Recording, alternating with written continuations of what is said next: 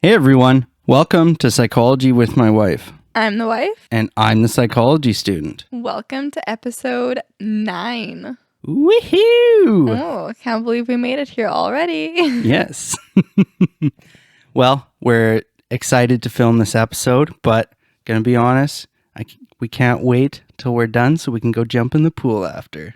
Yeah, the building we live in now, it's super weird how the sun kind of only hits our pool at certain times because there's some buildings around us that are taller, so we always have to time our pool time properly. So we're hoping that we finish filming at the optimum time to go get some sunshine. Yes, yeah. I guess it depends if you just want to be hot or you want to get a tan, because even in the shade, it's still hot. Mm-hmm.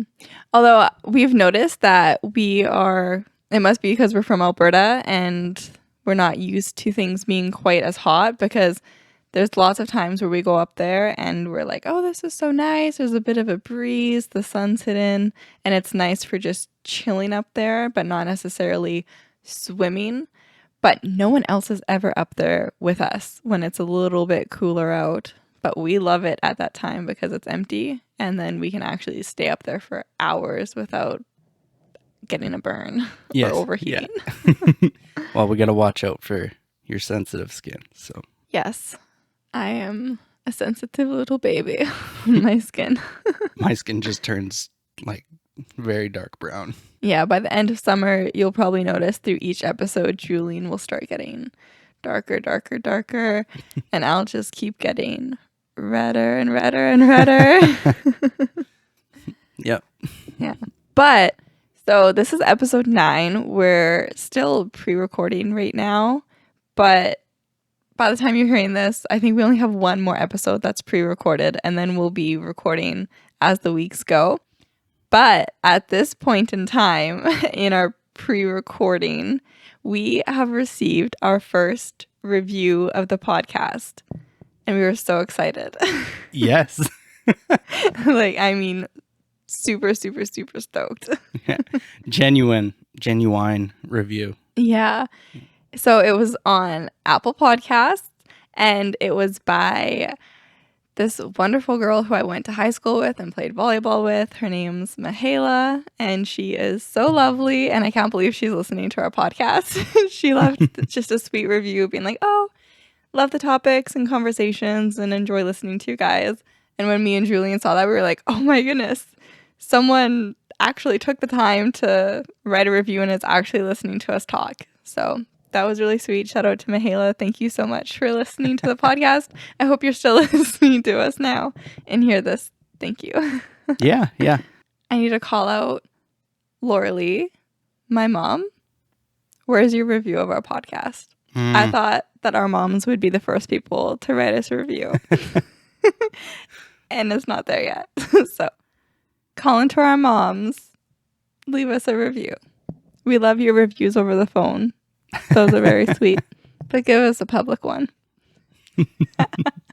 Okay, now we'll start the episode.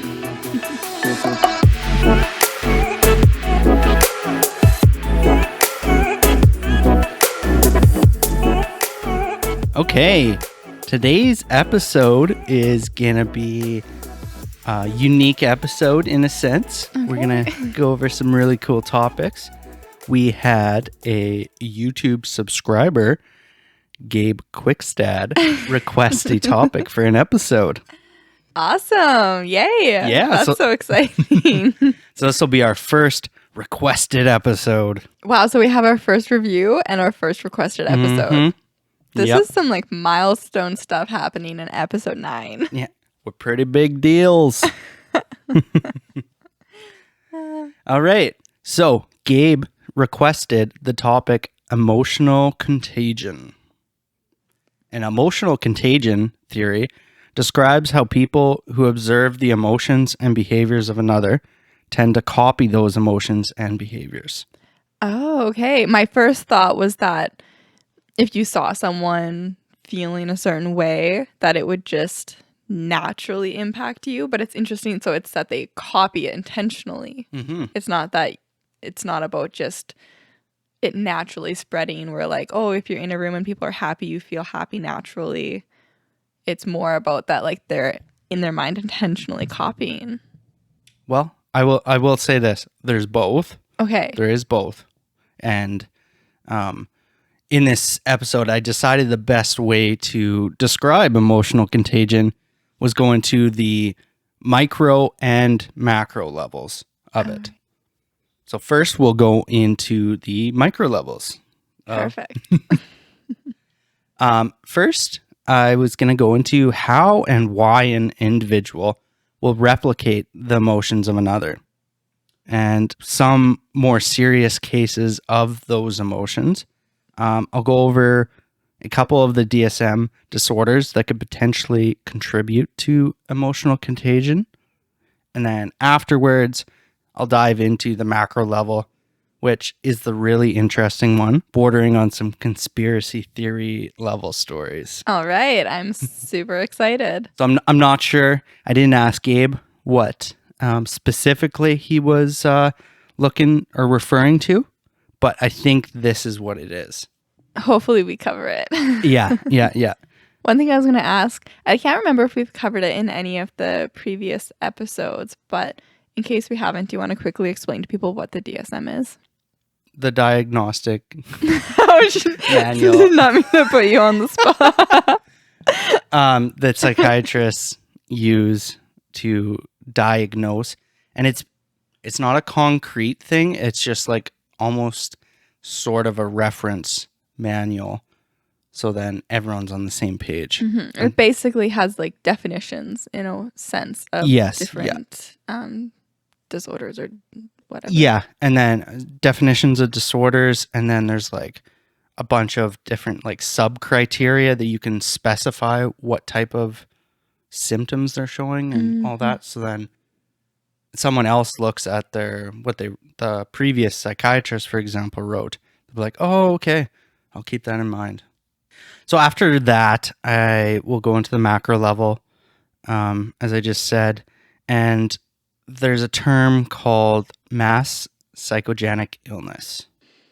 And this is the one that's like a little conspiracy theory, because it's like bizarre, very bizarre, but there is quite a few documented cases of it happening. Okay. So. Awesome. Well, the whole episode sounds exciting. Let's get into it. I want to learn. Let's get into the individual's mind first. So there is some rationality behind the saying, misery loves company, because we tend to search out things and moods similar to us. Okay. So we'll listen to sad music when we're feeling down, or get that pump up music when we're going to the gym, right? Because we want to be excited.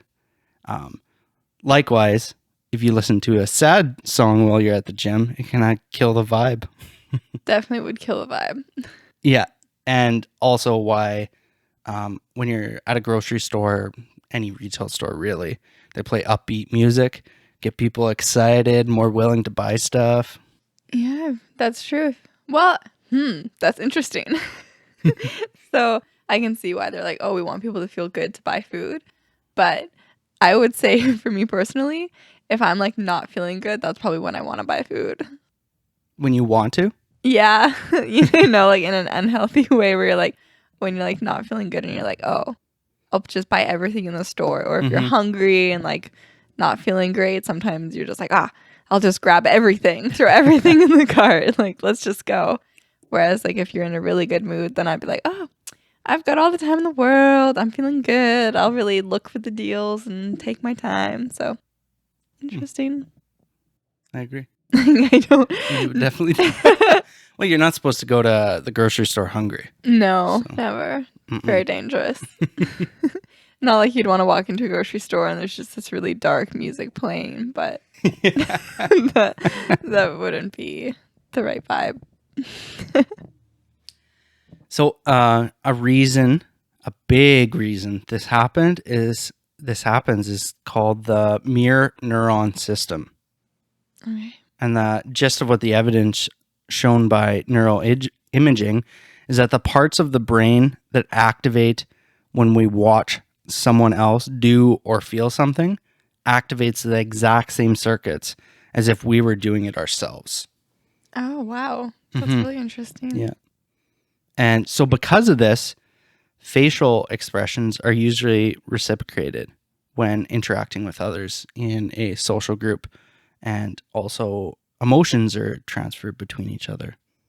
It's true, at least you would hope so.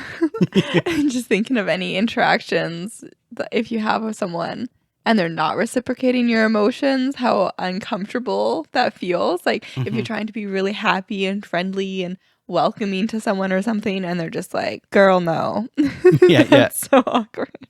Well, it's think of the Debbie Downer, really. Totally. Just like completely ruins the mood in a group.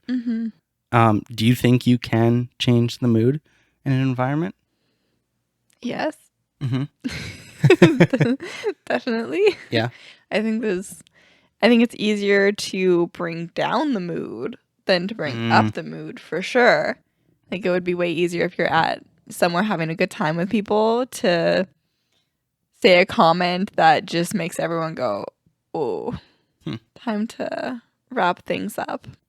I'm done here. But it would be more difficult if you're somewhere and, you know, you're wanting to have a good time, but everyone's kind of feeling really down. That would be more difficult for sure to try to bring the energy up. Yeah. Well, people always remember the negative things you do, and they won't remember the 5 good things you did, but they'll remember the 1 bad thing you did. Wait, I don't get it. I thought we were just talking about like making the mood happier, but you're talking about people's like opinions of you and your ability to make the mood better? No, you were saying it's easier to bring down the mood. Yeah. And people naturally remember the negative things compared to the positive things. Okay. When you mimic someone, you first have to identify what the emotion is. And a lot of the time, this occurs unconsciously. But obviously, you can consciously do it as well, right? We were just talking about trying to lift up the mood. And then kind of what I'm getting at, though, is that if you're trying to console a friend and make them feel better about the situation, when you do this, obviously the end goal is to make them feel better about themselves, give them confidence. And to effectively do this, you have to come from a position of confidence yourself. It's not very reassuring if someone's giving you advice and they're very pessimistic and negative about the situation, right? But if you actually consciously remind them of what they could be feeling, you can kind of pull them out of that emotion, really. Yeah, well, it's pretty easy to just think back to times when you've been feeling down. It's like misery loves company, right? So it's easier for you to bring your friend's mood down with you than for them to be able to make you feel better. And especially that idea of confidence that you're bringing up. Like if this friend maybe doesn't have any knowledge or expertise in the area where you're feeling really upset about something, even if they say positive, reassuring things, it doesn't have that much of an impact. For example, like with my qualifying exam, at times if I was feeling like overwhelmed or like, oh my goodness, you know, what am I going to do? I'm so stressed. I can't think of things to write. It feels good, of course, to have you or my parents or someone comment and be like, oh no, like you've got it. Like you're so smart. You're going to kill it.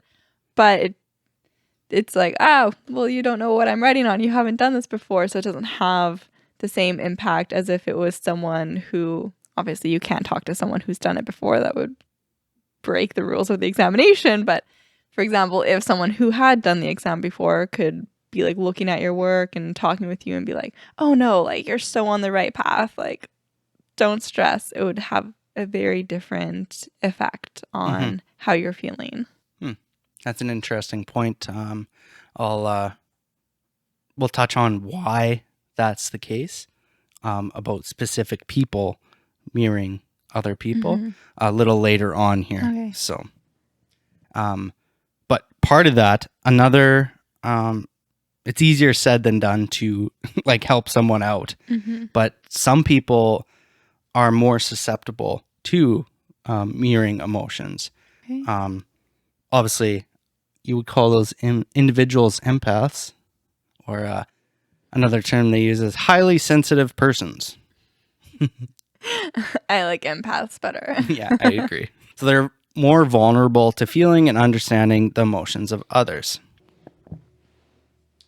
They don't have more mirror neurons, but the areas that are responsible for emotional and social processing, essentially where the mirror neurons are more active. That doesn't necessarily, like, I think empaths often get the thing where they just like emotional, overly emotional kind of thing. But that's not really the case. It's just that they're very reactive to the environment because they have these neurons and they're just like, bam, copy, bam, copy. Yeah, I think it's probably that people sometimes feel like people who, maybe claim to be an empath are faking it or something, right? Like they're like, oh, sure, I'm sure you're so in touch and you completely understand what they're going through and can relate so well. I guess I think they're faking it maybe for attention or to feel valued, because I think a lot of time people who are very empathetic and can build those strong connections with people are valued really highly.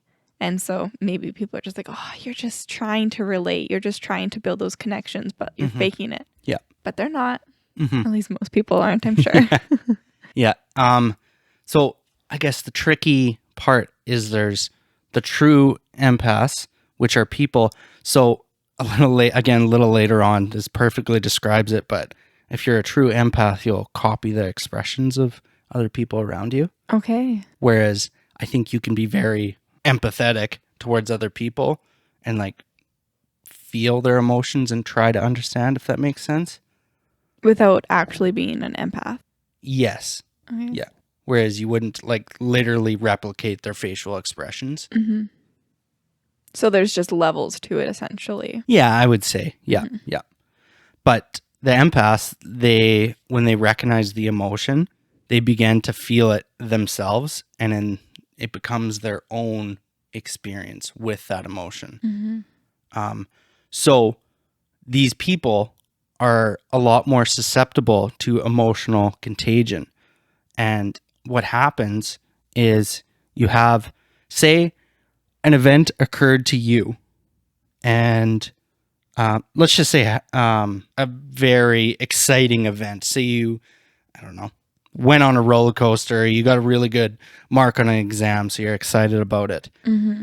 I pick up that excitement.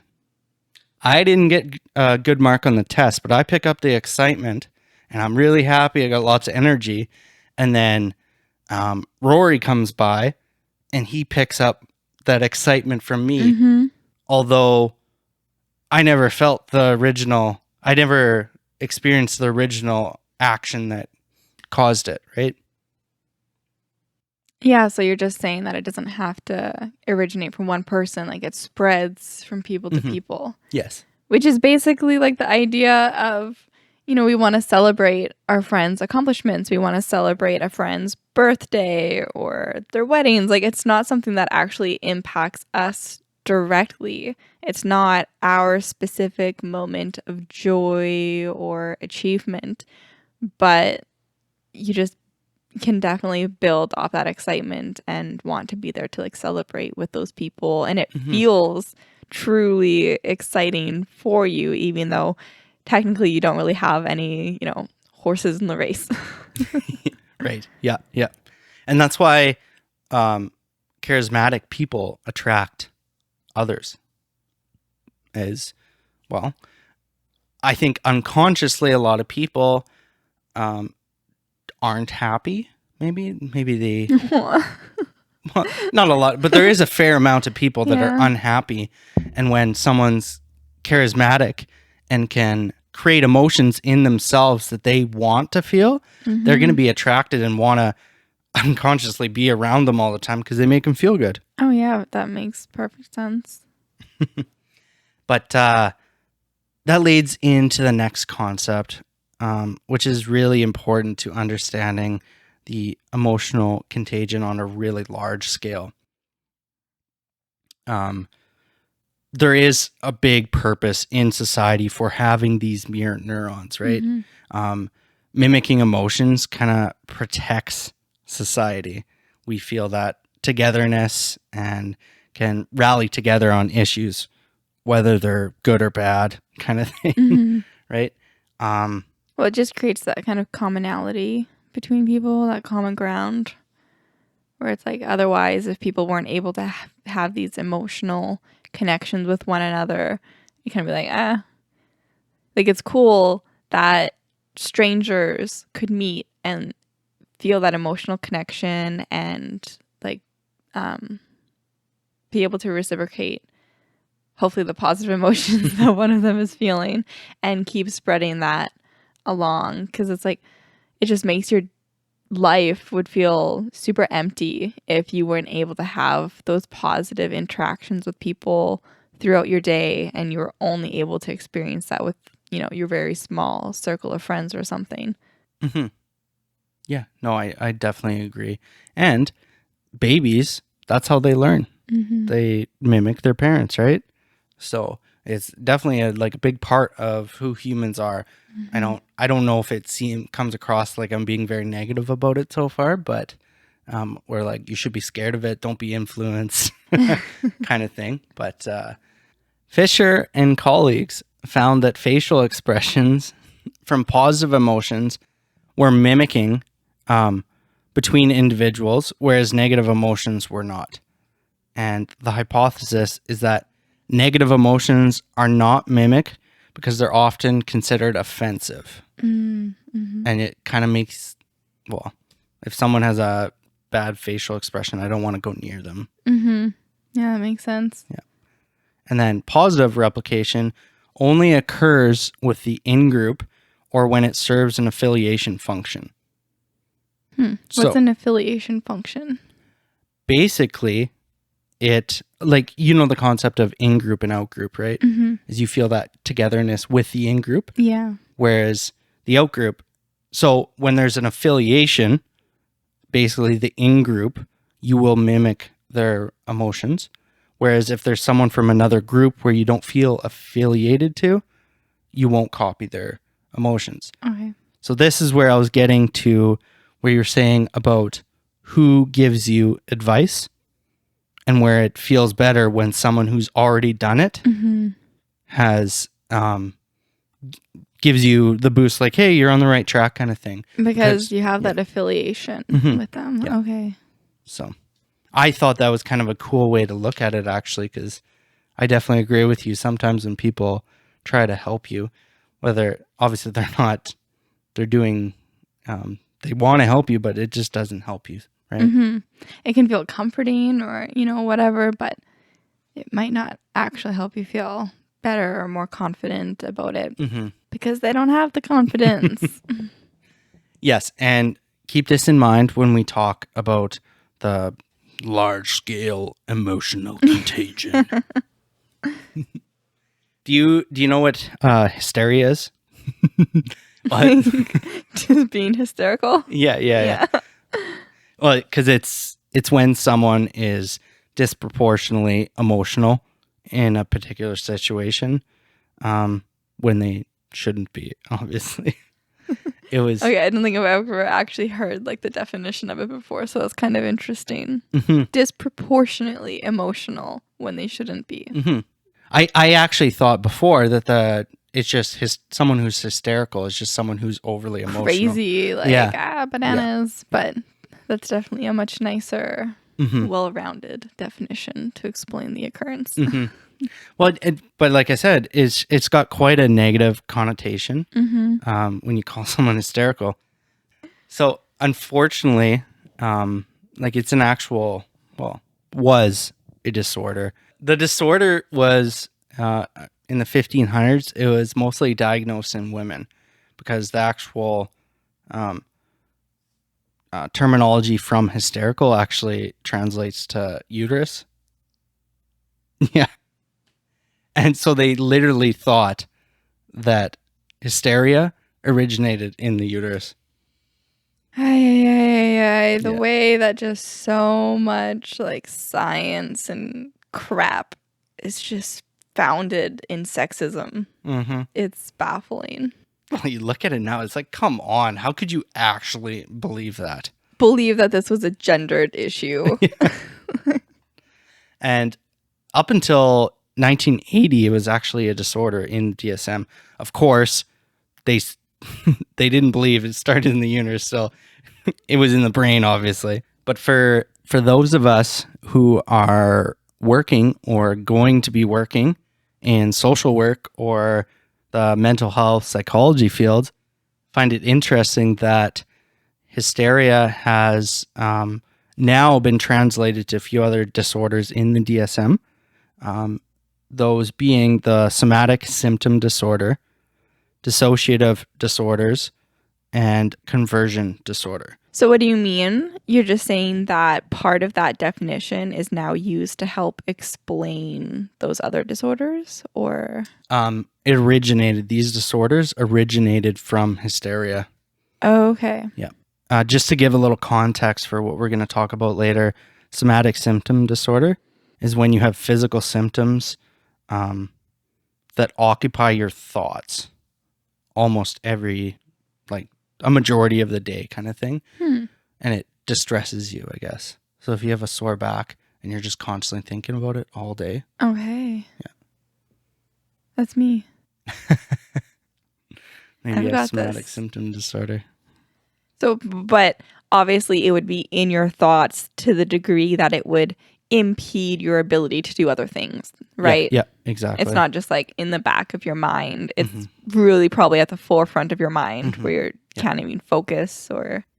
Okay, that's crazy. Well, think of similar to like a germaphobe, where it's like they can't do anything else. Wow. When it's dirty. And is this common? I don't know how common it is. The other similar disorder, dissociative disorders, and that's any time someone tries to escape reality or they lose awareness in their surroundings, right? Okay. Like, would that include DID? Dissociative identity disorder? I think that's in there. Okay. There's depersonalization, identity disorders, amnesia, vogue, kind of thing. So anyway, that you escape what's happening. Okay. And then the last one is a conversion disorder. This is where individuals have blindness, paralysis, or any other nervous system symptoms that can't be explained by medical reasons. Interesting. I knew a person who, I don't know what their medical thing actually was, but they had something with their legs where they like couldn't walk and stuff. And I think it might have ended up being that it was like stress that was causing that. So I'm not sure if that's related to it, but it was like they literally lost feeling in their legs and could not use them because they were so overwhelmed and stressed. I'm not sure if there might have been other things that were contributing to it as well, but I think that was one of the factors. Yep. No, that would be conversion disorder. Crazy. Yeah. Wow. And I'm just bringing this up because the idea that intense emotions, when they show up in someone's life, can actually like wreak havoc. And that brings me to Mass Psychogenic Illness. Is this the one that's kind of conspiracy? Yes. Yeah. Okay. It's also called mass hysteria or epidemic hysteria. So we're moving from the micro to the macro level now. Yes. Okay. Yeah. It's the mass psychogenic illness is the spread of illness and certain symptoms within a specific group where there's no organic cause. So similar to those disorders I was just talking about, specifically conversion disorder. But they are delusional psychosomatic symptoms. I can't remember, did we talk about in a previous episode the H2S exposure in Fort McMurray. No. Yes. Yeah. Yeah, actually. So that would be a conversion disorder or basically psychosomatic symptoms. Like where people who weren't actually exposed to it started believing they had symptoms from it. Yes. And then they actually had the symptoms. Mm-hmm. So it's just crazy. Yeah, that's wild. Like how you would, like they had trouble breathing. They had, like, I don't know, I think it was like red eyes, headaches, dizziness, all that stuff. Ease. So there's a guy, Simon Wesley. He thought of two mass hysteria terms. One is mass anxiety hysteria, which it's anxiety that has a rapid onset and wasn't present immediately before. So this happens really quick. And it actually, there's been a bunch of cases where it happens in children, which is where it most likely occurs. Okay. So it's like a classroom. One or two kids will have, I don't know, maybe it would be described as an anxiety attack. And then the rest of the class also gets anxiety out of the blue. So is this something that's like well documented as Yes. happening then? Yeah. And then there's a second one, and this one's actually creepy. So it's mass motor hysteria, Okay. meaning it's not anxiety, it's literal physical things you're doing. So in the 1800s, I don't even know how I found this. It was a copy. dive. Yeah, it was an archived book. Oh, wow. There was a nun in France that began to meow like a cat. Okay. Mm-hmm. And then shortly after, a lot of the nuns in the convent started meowing as well. Did they ever find out why the original one started meowing? So And was she only meowing? I'm sure there was other things happening. Apparently they just had bizarre, a lot of times these nuns would have like bizarre, it says in the 1800s text, sexual misconduct. Hi, again. Yeah. But a lot of times it was obviously called because they had such a strict, regimented lifestyle. And a lot of times they were forced into it. Yeah. That's just crazy how that would actually happen. Yeah, that's really wild that it would spread. I assume it stopped. Like what? Yeah. Is it documented how long they were all meowing for when it stopped? No. It just mentions that they were meowing for a short period of time and then they stopped. Interesting. Yes. Yeah. They were just messing with them. They're like, oh, all you annoying men researchers who are trying to put us in a box for our gender and sexualization, whatever. We're going to start meowing and just confuse you and send you on some kind of research crazy adventure to figure out why we're meowing. Yeah. There was another one, June bug outbreak. This happened in the southern states. There was a bunch of factory workers that experienced severe nausea, and they actually got skin rashes. Ooh. Because someone believed they got bit by a bug, and then there was numerous people that also thought they got bit. Turns out the first person didn't even get bit by a bug, and there was no bugs in the factory. Like they had people come in and check it out to make sure it was safe. Oh my goodness. Yeah. But they all thought they got bit. Yeah. And they even had the skin rashes from it. Wow. Mm-hmm. Did the first person just happen to have a skin rash and so they thought they had gotten bit by a bug and that's kind of how it spread? Yeah. Or it was from something else. Like it was in a fabric factory. So I think it's it could have just been an irritation from a fabric or a dye or something. No, there's a lot of reasons it could be there. But. Or something not from work. Yeah, exactly. There was another one.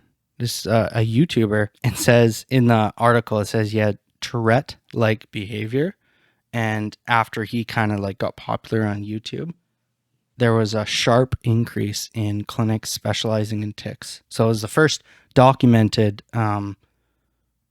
mass psychogenic illness from social media. Interesting.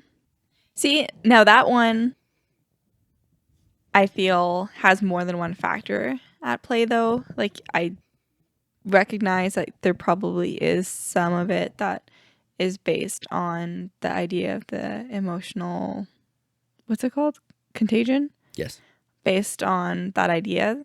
But I also feel like if this was, kind of one of the first people who came on social media and then millions of people started seeing them experiencing this disorder, it also could have just helped people to recognize the disorder in themselves, right? Because there's so many disorders that, the numbers of people who have them are increasing.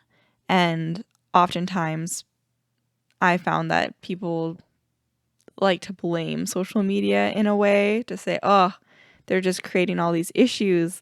If social media wasn't there and people weren't aware of these issues, they wouldn't have them. But that's really not the case. A lot of people have them and just aren't coping with them properly because they don't understand what it is. But then when they see someone else who has similar symptoms or experiences as them, it helps them to recognize it and then go get it checked out. So this case, I feel like, has two factors at play. Well, think of the amount of people that don't know they have depression or anxiety, and they just believe that's who they are, and that's what life is. And then they'll see someone else, especially I think because of social media and it's more talked about now, that they'll be like, oh, and then they'll realize it'll click in their heads. It's like, oh, okay, maybe I'll get help. Yeah, I think it's so wild, the people who think, like, back hundreds of years ago that, oh, people didn't have all of these problems and life was so much better and da-da-da-da-da. And it's like, no, people just weren't being supported and helped, and they were being told they're just crazy or that something's wrong with them, but people don't know what it is and forced to cope and live with it. But these problems existed then. No, they're hysterical. Yeah, exactly. That's what people would have just said. You're crazy. Well, it's like those TikTok trends, like not in the like completely the same sense, but just how many people, like the Tide Pod thing. Yeah. That wasn't a smart thing to do, but apparently a lot of people did it. Yeah. But why? They know. I like, there's no way that they really thought, a part of them thought that it was okay to do, maybe because they seen it and they're like, oh, if they did it, it's safe, kind of thing. But like, they knew it wasn't healthy, but since other people were doing it, they didn't think it would, potentially kill them or something. Yeah. So it just goes to show how much people copy each other and mimic each other. For sure. And I guess the impact of social media there is the idea of, I don't know if this is a term people still use anymore, but like clout. Doing things like wanting to copy popularized behavior to try and gain clout on social media. There has been a lot of cases in schools where people have certain symptoms. They thought there was, at this one school, there was a ton of, it was something like, don't completely quote me on this, but I think it was like 60 kids had illnesses, like they were sick with a type of flu, and they traced it back to one of the popular kids actually had a flu, and everyone else thought they did too. Oh my goodness. Yeah, because they thought it was contagious. Obviously, there's a ton of instances where this happens, but the most common factors that cause it is that they had close social ties. And I'll just bring it back to the in-group, out-group thing, and that's a big part of it. Okay. Yeah. And then people who were strained, stressed, and like in the case of the nuns, maybe due to like a lack of identity and all that, to just stress them out. Basically, I think not feeling good, I guess, about themselves. And at the time, they probably didn't know what anxiety and stress was even. But And that's the case. Kids, younger kids, they don't really know who they are. A lot of things stress them out. Whereas you get older, they don't. And even the factory example is those people are probably quite tired and working long shifts, and that's why it might have occurred. I could see that. And then there's some newer research that suggests that it most often occurs in individuals with trauma because of their hyperactive limbic system. Okay. I was just kind of thinking that there needs to be certain criteria is not really the right word, but there needs to be something about a person that makes them like more receptive to thinking that. So where you're going with it makes sense. Yeah. That and apparently a low threshold for pain, which kind of makes sense. Is like you get easily excitable and then you don't know how to deal with that pain, or you don't want to deal with that pain. All this stuff, it's kind of scary, but how do you prevent it? Okay, so what exactly are you asking to prevent?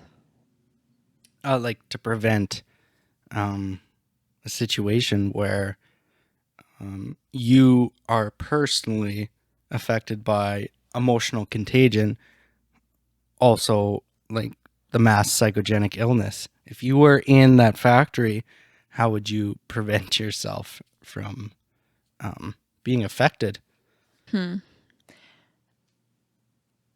Honestly, no idea. The only thing that comes to mind is trying to ground yourself in reality, I guess. Yep. Trying to kind of like that idea. I can't remember what it's called, but there's that thing where if you're having an anxiety attack, there's like, 5 different things you're supposed to be doing. It's 5 things you see, 4 things you hear, smell, touch, whatever. Different things to do to help kind of ground yourself in reality. So I'm thinking along the lines of that idea of just doing different things to like fact check, because there's also things you can do if you're having maybe if you are someone who deals really bad with feeling, geez Louise, what's the term? Suspicious, or like people are skeptical or whatever. But there's things you can do where it's like you fact check, like what's the possibility that this is actually happening right now. So you could be like, where was this first person who got bit? Like if we're talking about the factory one, where was the first person who got bit? Was I near this person? Did I have any interactions with this person before I heard they got bit? Did I feel any symptoms? And like, I don't know, that kind of thing. On like an individual level. On a mass level, how to potentially prevent something like that, I guess, would be limiting, at least at the start, the information that people have access to. So in this case, everyone knew that this person had a rash because of the presumed bite. So then that's what other people started having as symptoms. And in your case with the H2S at Husky, people knew what the symptoms of that would be. But if you just knew something happened, but you didn't know what symptoms you could potentially experience from it, it would be very unlikely, in my perspective, that you would start exhibiting the same symptoms as the original person. Yeah. I think there's a fine line with that, though, because part of me, yes, I agree with you, because even look at during COVID here, the social media definitely exacerbated the amount of anxiety that people had, because it was constantly there reminding people of like, well, it's right in your face, right? And there was a lot of people that got anxious about it, where, yeah, it's scary, but if they didn't have the constant information, like, look how many people are anxious, and this is a big deal, they wouldn't be so anxious. But then on the other side of it, it's like, maybe you shouldn't hide that information from people. Like, it's just deceptive. You know what I mean? And also, on the individual level, you were talking about grounding yourself. And that's where these, the disorders I was talking about from the DSM, like the somatic symptom disorder and the conversion disorder and stuff, dissociative disorder. That's people's reaction to extreme anxiety and trying to control it, right? So, and then people forget about the situation completely, or just like they don't want to feel anxious. So that's what they do. So, yeah. And then therapy. You can also get therapy afterwards, I guess. Or just be able to realize when you're feeling emotions. Therapy would help you to be able to do that. Yeah. Well, that's all for this episode. Oh, really? Jeez Louise, that flew by. It did. If you have any other topics, and Gabe, you can request another topic if you would like. Yeah, Gabe, this was a fun topic to discuss. So give us more recommendations. Yes. Make sure, you can leave a comment on YouTube, DM us on social media platforms, or just send us an email if you're old-fashioned. Yeah, we actually do have, if you click on our link tree through it's in the links everywhere on all of our platforms. But if you click there, there's actually a Google form that you can click on if you want to be like very professional with your request, or anonymous. If you use that form, unless you write somewhere in there who you are, your request will be anonymous, and you can let us know a topic or a question that you would like us to discuss on the podcast. Yeah. And anyone else that wants to leave a review, aka our moms. Orly, Carol. Yeah. Make sure you leave a review on what the platform you're listening from. Yeah, we'd love to hear your feedback on the podcast. And remember to like, follow, and subscribe. We are PWMW Podcast on all social media platforms. Yeah, we'll be posting every Tuesday, so make sure you tune in. Okay, bye. Bye.